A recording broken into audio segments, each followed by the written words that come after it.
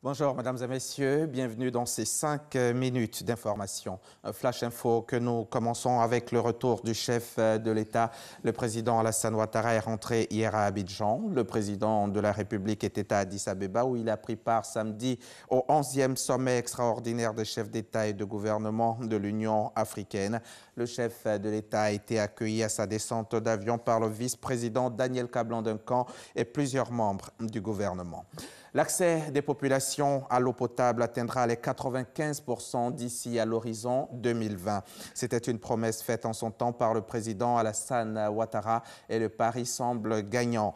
Dans le cadre du programme Eau pour tous et la mise en œuvre du programme pilote d'hydraulique villageoise du Conseil de l'Entente, la Côte d'Ivoire vient de bénéficier de 15 forages équipés de pompes à motricité humaine.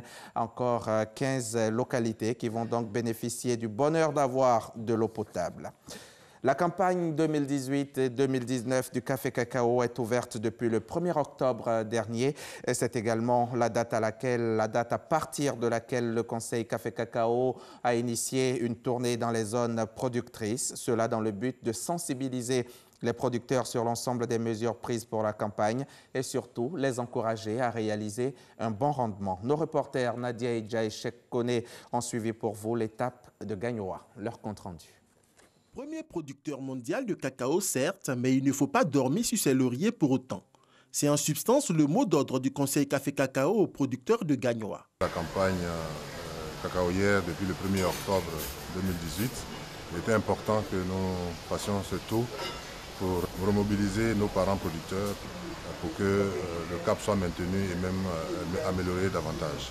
Pour cette campagne 2018-2019, démarrée depuis le 1er octobre dernier, le prix minimum d'achat bord champ est fixé à 750 francs CFA. L'État de Côte d'Ivoire a tenu à faire en sorte que le prix bord champ fixé aux producteurs cette année connaisse une hausse par rapport à celui de la campagne dernière.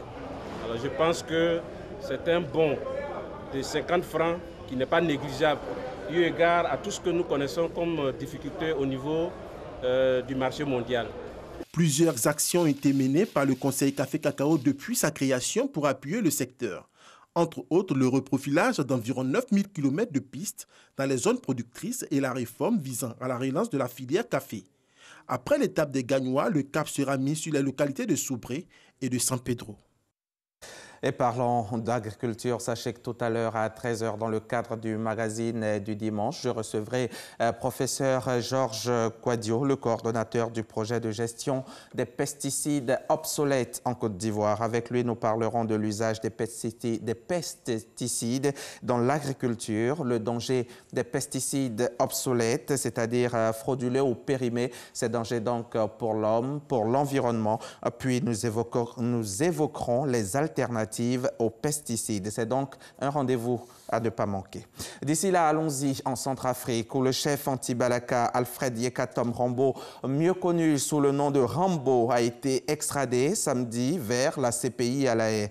Un mandat d'arrêt avait été déposé contre lui le 11 novembre 2018 pour des crimes de guerre et crimes contre l'humanité et qu'il aurait commis entre décembre 2013 et août 2014 à Bangui et dans l'ouest du pays. Il avait été arrêté le 29 octobre dernier à l'Assemblée nationale après avoir sorti son arme dans l'hémicycle.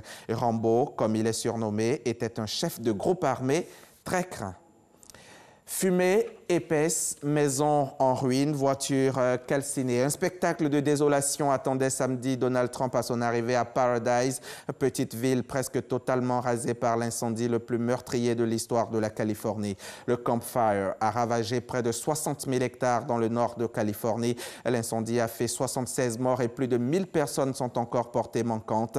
Dès les premiers jours de l'incendie meurtrier, Donald Trump a dénoncé la mauvaise gestion des forêts par les autorités du Golden State, oubliant que celles-ci sont en majorité sous le contrôle de l'État fédéral. La Californie, État le plus anti-Trump des États-Unis. Pourtant, ce Nord californien pauvre et rural, dévasté par les feux, a largement voté pour lui en 2016. C'est la fin de ce flash. Merci de l'avoir suivi, mais on se retrouve tout à l'heure à 13h pour le point complet de l'actualité. À tout à l'heure.